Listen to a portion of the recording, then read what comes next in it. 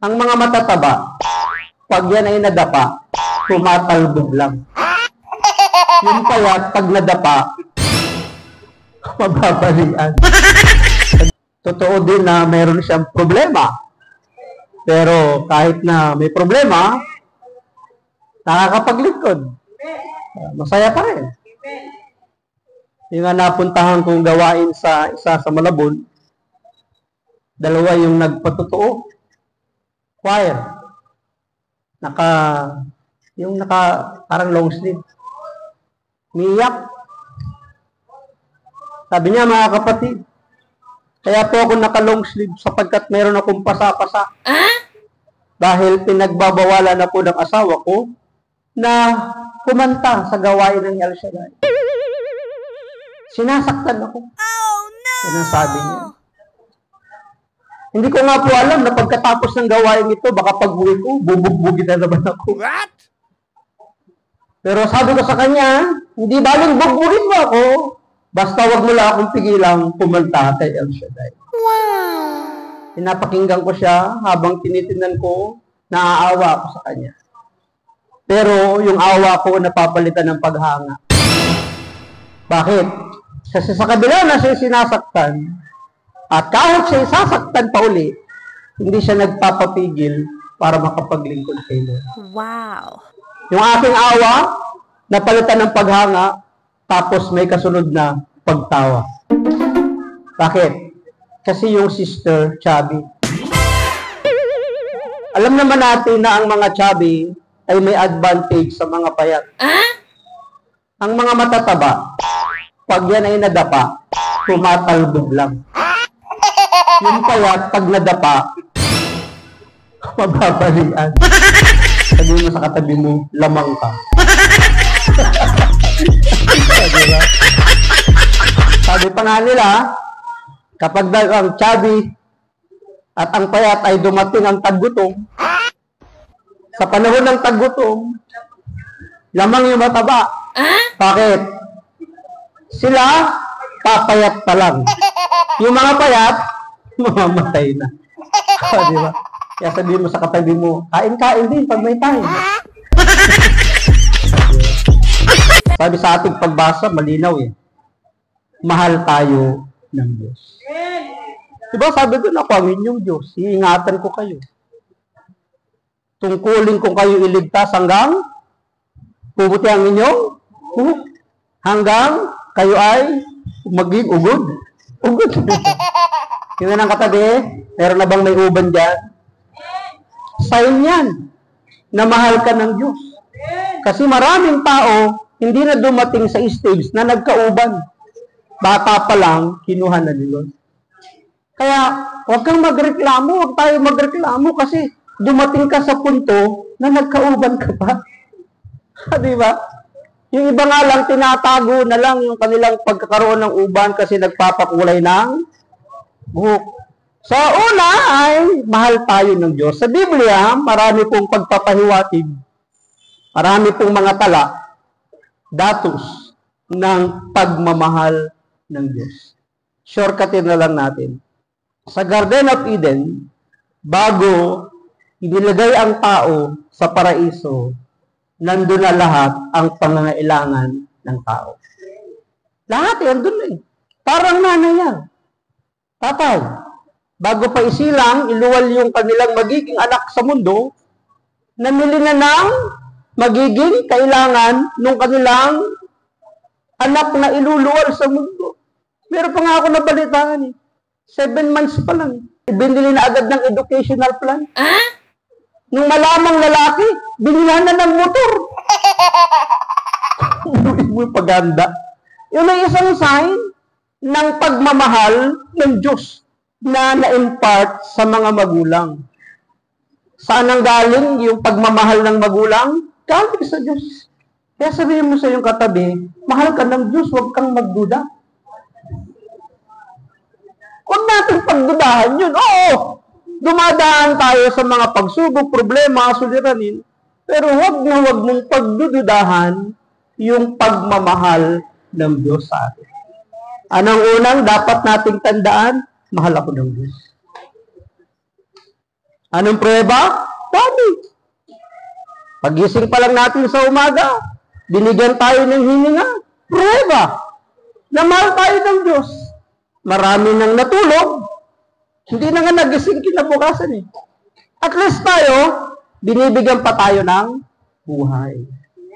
Sign na tayo ay mahal ng Diyos. Yan yung una. Truth that man must to know, mahal ka ng Diyos. God loves you. Sabi ng John 3:16, sapagkat gayon na lamang ang pag-ibig ng Diyos sa sangkatauhan, kaya ibinigay niya ang kanyang kaisa-isang anak upang ang sinumang sumampalataya sa kanya ay hindi mapahamak, kundi magkaroon ng buhay na walang hanggan. Punta agad tayo sa bagong tipan. Tayo ay dapat mamatay sa ating sariling kasalanan. Ngunit mas ginusto pa ng Diyos na yung kaparusahan sa kasalanang nagawa ng unang tao ay si Jesus ang sumalo. At ibinigay ng Diyos ang kanyang anak para si Jesus ang mamatay para sa atin. Sabihin mo sa katabi mo, swerte mo. Bakit swerte? Hindi lang tayo swerte kasi Christian tayo. Ang tawag sa atin, mapalad. Kasi iba yung lucky sa blessed. Yung swerte, parang sugal. Nagbabaka sakali ka. Pero pag sinabi ikaw ay mapalad, nakatadhana sa iyo yung biyaya, yung pagpapala ng Diyos. Kaya tayo ay blessed. So yung una, mahal tayo ng Diyos. Ngayon, ang tanong ay ito, ikalawa, kung talagang mahal ako, Brad, ng Diyos, bakit nararanasan ko sa buhay kong ito yung mga bagay na ayaw ko naman? Meron bang tao na gusto niya, may sakit siya? Wala. Meron bang tao na gusto niya, magulo pamilya niya? Wala. Meron bang tao na gusto niya, malugi negosyo niya? Wala. Meron bang tao na gusto niya, marami siyang kaaway? Wala. Wala sigurong tao na gugustuhin niya na palaging may problema, suliranin sa buhay. Tanungin ang inyong katabi, gusto mo ba na problema? Wala. Kanina lang nabasa ko sa Facebook sabi doon, nagpapautang ako, paunahan na lang. Nung mabasa ko, ano pinapautang? Problema. Sa'yo na yung problema mo. Di ba, paunahan daw? Problema. Ayaw nga ng tao, ayaw nga natin ng problema ngayon, ang tanong, bakit hindi ko nararanasan ang pag-ibig ng Diyos, Brad? Sabi mo, mahal ako ng Diyos. May mga taong nabibilanggo na nabintangan lang, na walang pagkakasala. Paano mo siya makukumbinsi, Brad? Kaya ka nakakulong kasi mahal ka ng Diyos. Kung malapit-lapit ka lang doon sa silda at maaabot ka, baka suntukin ka dyan. Sinungaling wala ba ako ng Diyos, nakakulong ako dito. Yung mga taong nakaranas na imasakir ang pamilya at siya lang yung nabuhay, paano mo siya makukumbinsi na mahal siya ng Diyos? Hirap, di ba? Pero bakit nga ba, hindi natin nararanasan ang pag-ibig ng Diyos, yung pagmamahal ng Diyos. Ngunit ang tao, tayo, kahit anong dami ng ating kasalanan, kapag tayo nagbalik loob sa Kanya, patatawarin tayo. Yung kalawa. Ang tao, inilagay ng Diyos sa paraiso, isa lang ang batas. Ano ang batas? Ano ang utos? Ano po ang utos ng Diyos sa paraiso? Huwag ninyo kakainin ang bunga ng punong kahoy na nasa gitna ng halamanan. Yun lang, isa lang ang utos Huwag. Wala ka nang gagawin Wala nang gagawin ng tao. Huwag. Bumigat nga sa bagong tipan, sabi nga nang nabasa ko mga komentaryo. Sa Garden of Eden, isa lang ang utos, huwag. Pagdating sa bagong tipan, do it, gawin mo to. Madami ka nang gagawin. Pagdating doon sa dulo, sa aklat ng Genesis, sa simulang-simula, huwag, wala kang gagawin. Kung alin pa yung ipinagbawal, yun yung ginawa. Anong ginawa ng tao? Yung ipinagbawal, pinakialaman. Sino ang may kasalanan? Kasi Brad, yung debaucho, si Satanas. Totoo naman kasi tinukso siya eh. Kaya ang tanong, hindi ba responsable yung tao kahit siya itinukso? Responsable din. Meron pong isang missionary ang nagtuturo sa isang liblib na lugar, sa isang tribo. Ang kanyang tinuturo ay ang kasalanan. Na ang kaparusahan ng kasalanan ay kamatayan. Sinabi din niya yung contribution ni Satanas. Kaya't ang tao ay nagkasala kasi tinukso. Ang sabi ng pinaka-leader ng tribo, bakit ang tao ang parusahan ng Diyos? Si Satanas naman pala ang nag-udyok para ang tao ay magkasala sa Diyos. Tama din naman, no? Dapat ang parusahan si Satanas, hindi yung tao. Dinamay lang niya tao eh. Sabi nung missionary. Nakikita nyo ba yung nasa bangka? Na nagsasagwa, naglalayag.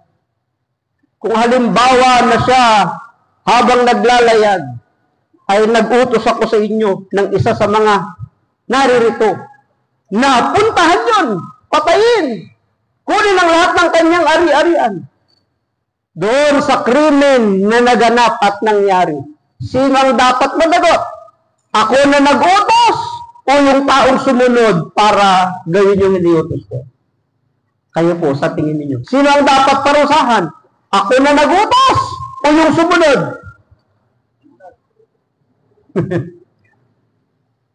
Pareho?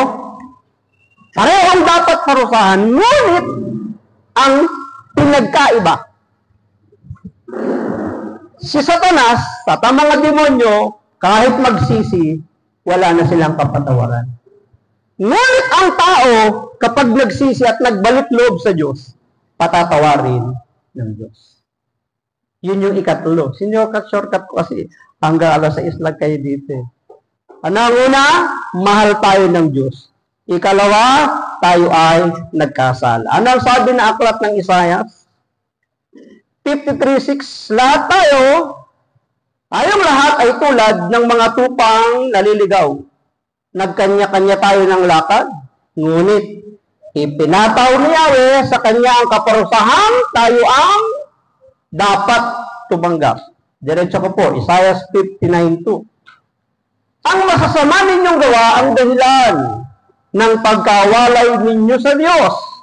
Nagkasala kayo, kaya hindi ninyo siya makita at hindi niya kayo marinig. Anong sabi? Ngunit ang sala mo ang siyang dahilan, kaya hindi mo siya makita at hindi kanya marinig. So yung kasalanan na ating nagagawa, ito yung ikalawang katotohanan. Kaya hindi natin maranasan ang pagmamahal ng Diyos dahil sa kasalanan. Ngunit ang ipinagkaiba natin sa demonyo at kay Satanas, kahit sila'y humingi ng tawad ng kaparusahan kasi nakadestin na sila. Ngunit ang tao, tayo, kahit anong dami ng ating kasalanan, kapag tayo nagbalik loob sa Kanya, patatawarin tayo ng Diyos. Kasi yung dala ko! Dala ko lang, lumos na agad! Imposible! Sister, huwag ka na mag-iskandalo. Ang totoo niyan, yung dala-dala mong pagkain kanina, pagdating pa lang, sinap-chap na namin at pinaglalagay namin sa plastic labo. Wow! At pagkatapos namin mailagay sa plastic labo, inilagay na namin sa mga sandubag. At pagkatapos mailagay sa sandubag, inilagay na namin sa mga Wonder Bag. So, ano ang tawag doon? Ito yung ikatlo. Ano ikatlo? Pagsisi. Nung dumating si Yahweh sa Garden of Eden, nang ang tao ay kumain ng prutas na ipinagbawal, nabuksan yung kanilang mali siya. Nabuksan yung kanilang isip. Nalaman nila na sila yung hubad. Kailan nila nakitang sila walang damit? Pagkatapos nilang sumuway. Kung si Adan at Eva ay hindi nagkasala, sa harap ng Diyos, hindi uso ang damit ngayon. Ang preacher nagpipreach dito, hubad. Ano na umaattend dyan, hubot-hubad. Kumakanta dito, hubot-hubad. Pero hindi mo makikita yung mali siya. Bakit? Walang mali siya. Guruin mo kung hindi nagkasala si Adan at si Eva, pag sumakay ka ng jeep, yung driver walang damit. Pag sakay mo, walang damit. Hindi lang yun. Walang problema ang mga nanay ngayon. Walang lalabhan. Labahin lang daw talaga may forever. Bakit kayo yung labahin hindi nauubos niya? Diba? Mga nanay, totoo hindi. Oo, talaga naman. Bakit kayo yung labahin? Kami hindi nauubos-ubos yung labahin sa lalagyan. Nangyari. So kung hindi nagkasala ang tao, hindi uso damit. Mag-a-anniversary kayo dito. Bawas sa budget ang pambili ng uniform. Di ba? Kasi mag-a-anniversary kayo, wala mga damit. Tama, hindi. Nang tinanong niya tao, nasaan kayo? Di ba, nagtago kasi sila Kasi wala nga sila damit nagtago sila, nahiya sila Andito kami sa likod ng mga halamanan. Sabi ng Diyos, kinain niyo ba yung bunga na pinagbabawal ko? Imbis na umamin si Adan. Kasi si Adan ang kausap ni Yahweh, tinuro yung babae. Yahweh, yung kasing babae, binigay mo sa akin, buri mo. Pinagpala na nga siya at binigyan ng babaeng katuwang, parang sinisi niya pa ang Diyos na binigyan siya ng babae. Tinanong si Eva, babae, pinakilala mo ba yung prutas? Kasi po yung ahas. Anong ginawa ng tao? Nagturo ng nagturo.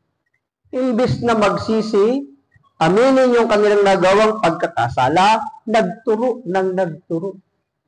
Sa gawain din ganyan Pag nagkakaproblema, sinisisi yung coordinator, sinisisi yung secretary, sinisisi yung choir and band. Lahat na lang sinisisi.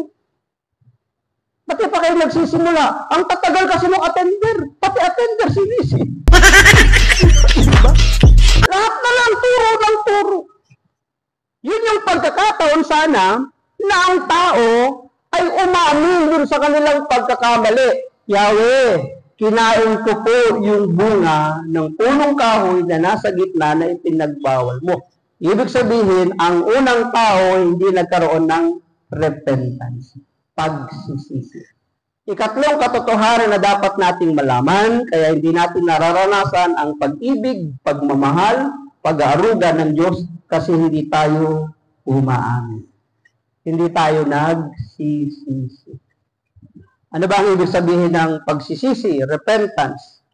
Sa ibang wika, Grego yata, metanoia. Na kapag isinalin mo sa English, ang ibig sabihin ng repentance is change of mind, change of heart, and attitude towards sin. Ang pagsisisi ay pagbabago ng isip, pagbabago ng puso, pagbabago ng palagay sa isang kasalanan.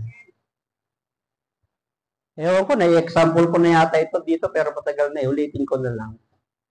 Sino po ang nandito nang siya'y bata pa, ang hindi nangupit sa magulang, taas ang kamay? Lahat tayo nangupit siguro, no? Lalo na kapag may tindahan yung magulang natin. Mga bata pa naman, pag pinagbantay, sabi nung nanay, "Nak, ang daming benta, naubos yung paninda." Wow. Pinuntahan yung lagay ng pera. Asan yung benta? Naubos ang paninda. Bakit wala yung benta? Kasi yung mga anak na pinagbantay, may magnet ang kamay. Basta humawak ng pera, pag alis ng kamay sa perahan, may kasamang 100, may 50.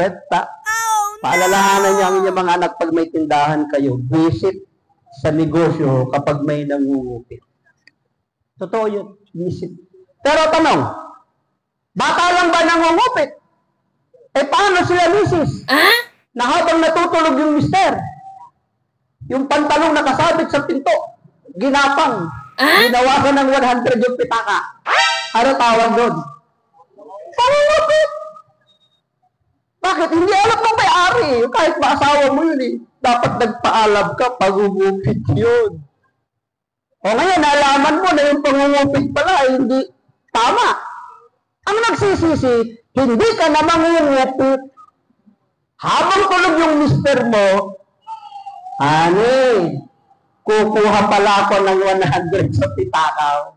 Tapos nagpaalam ka. Hindi ka man payagan, kumuha ka na. Bakit? Nagpaalam ka na. Hindi na kupit yun. What? Talaga bang mga asawa lang nangungupit? Bata lang at asawa? Hindi. Sa mga gawain din, meron. Ito, mag-a-anniversary kayo next week.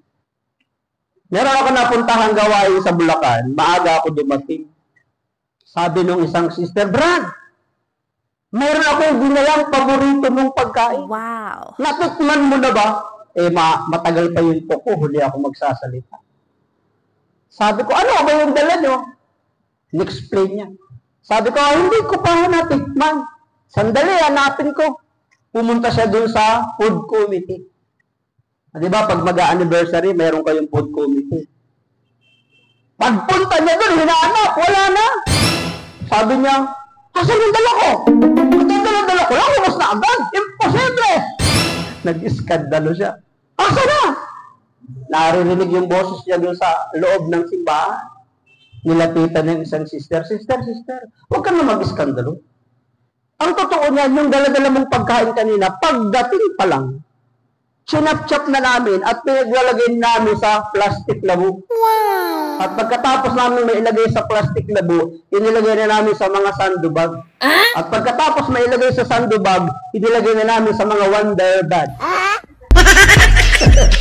So, ano ang tawag doon? Pangungupit! Masama bang magbalot ng pagkain pag may anniversary? Hindi.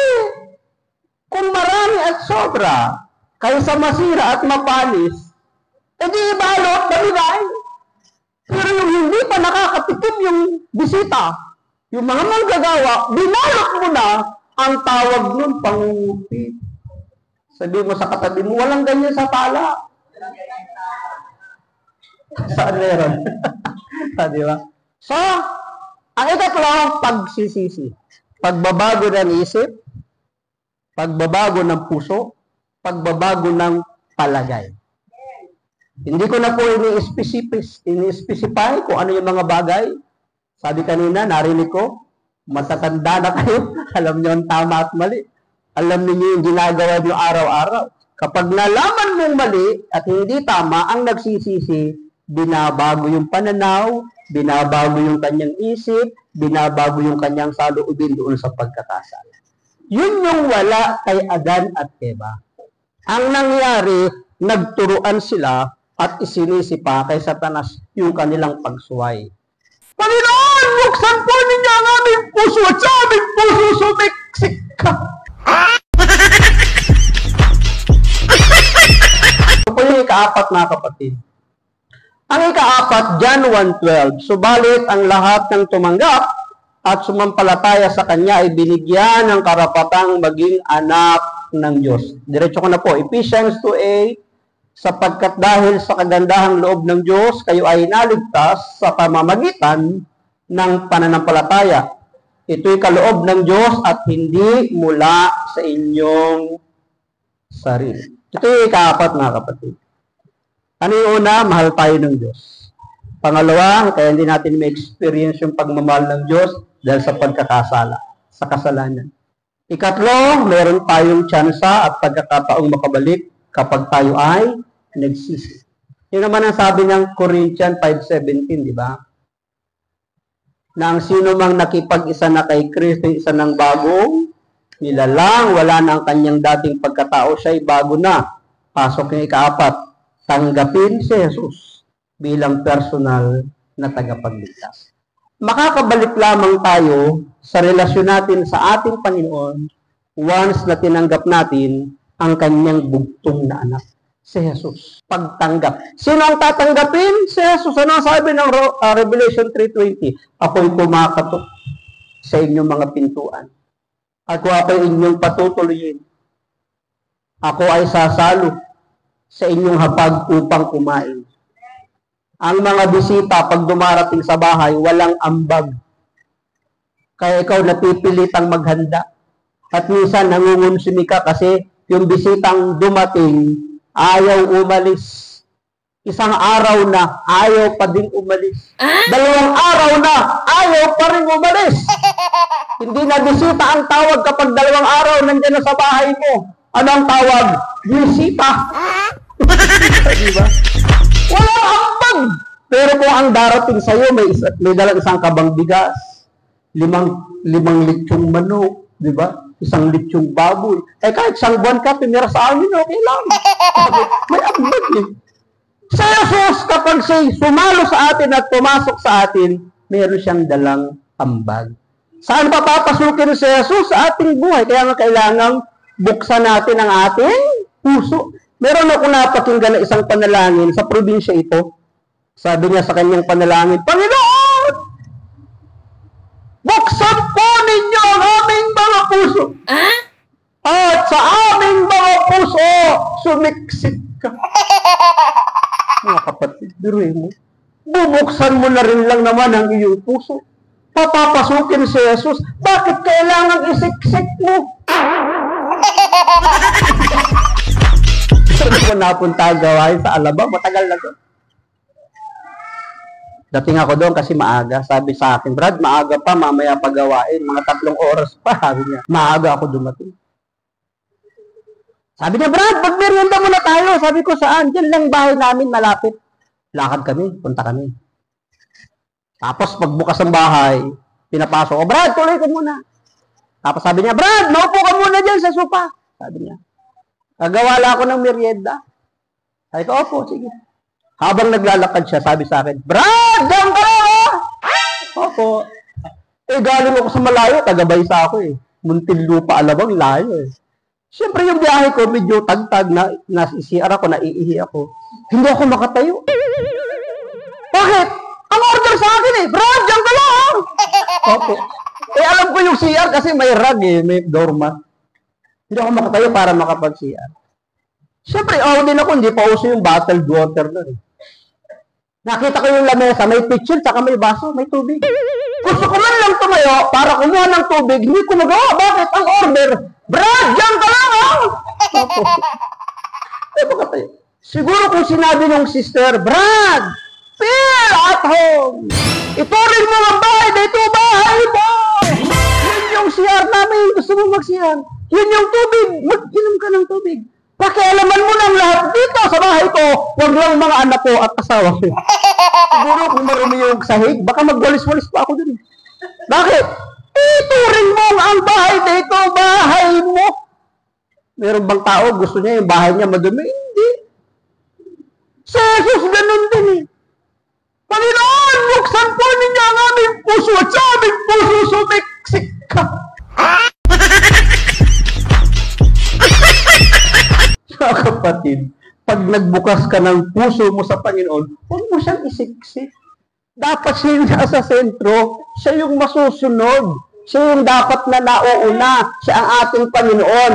Bilang Panginoon ng ating buhay, siya ang dapat na sunod.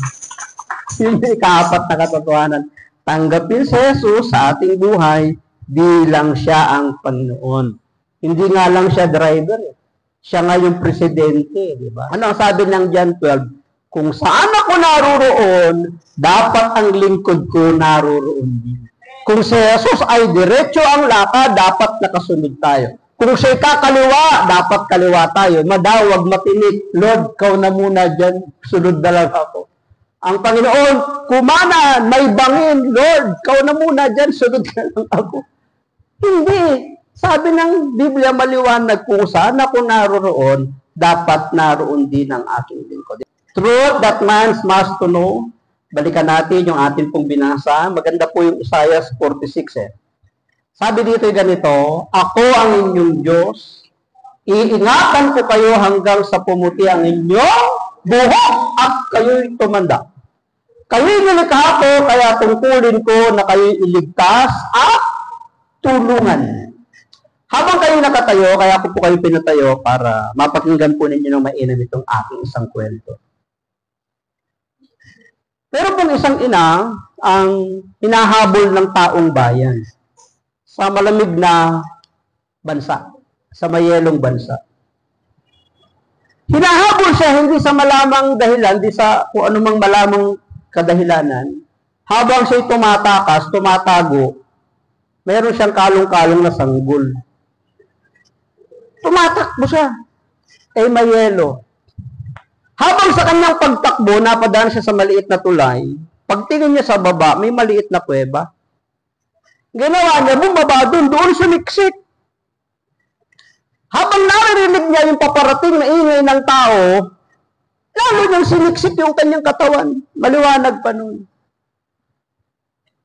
Tahimik na yung kapaligiran, pero hindi pa rin siya lumalabas kasama nung sanggol.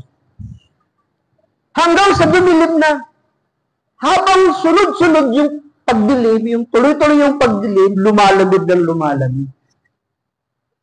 At habang lumalamig, yung bata na kanyang daladala ay umiyak kasi gininaw, nilalamig. Ang ginawa ng nanay, hinubad niya yung balabal niya, ibinalot yun sa bata. Nag-init ang katawan ng bata, tumigil sa pag-iyak. Hating gabi na, lumalamig ng gusto, umiyak ulit. Kasi giniginaw. Ang ginawa ng nanay, hinubad niya yung kanyang damit at ibinalot doon sa sanggol. Nung mainitan, tumigil. Madaling araw, katunggihan ng lamig. Umiyak muli yung sanggol kasi giniginaw. Ang ginawa ng nanay, hinubad niya lahat ng kanyang kasuotan at ibinalot doon sa sanggol. Tumahimik ang sanggol. Umaga, meron pong mag-asawa ang naglalakad. Doon sa may tulay, hindi sinasadya na patingin sila sa may bandang baba. Doon sa kuwebang pinasok ng nanay. Sabi ng isa, tao yun ah.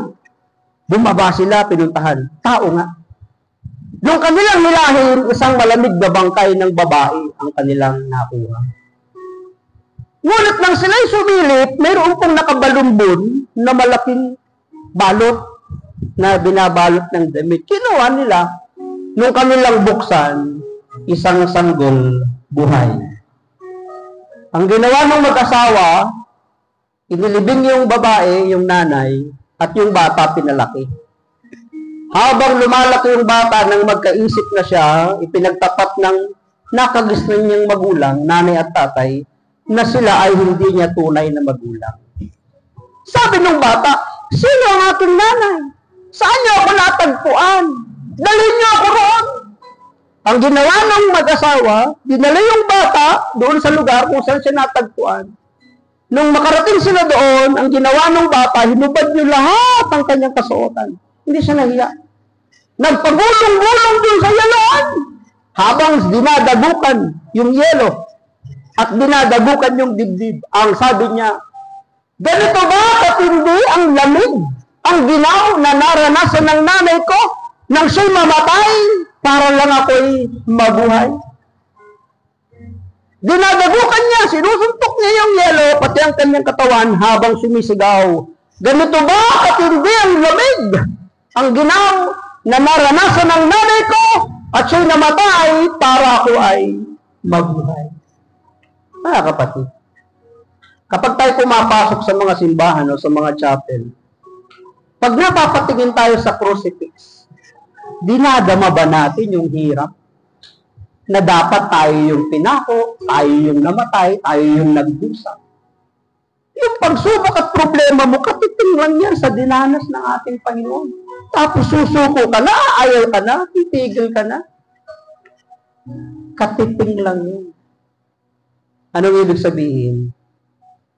Matindi yung pag-ibig at pagmamahal ng Diyos sa atin. Oo, hindi natin kayang suklian, tapatan. Ngunit, kailangan mong ang buhay mo'y ipaglingkod mo sa Kanya. Nahihirapan tayo, marami tayong suliranin. Ang kailangan lang, bumalik tayo sa Kanya. Ang takbo natin hindi palayo, dapat palapit sa Diyos. Payakap sa Diyos para tayo ay Kanyang tulungan. Thank you.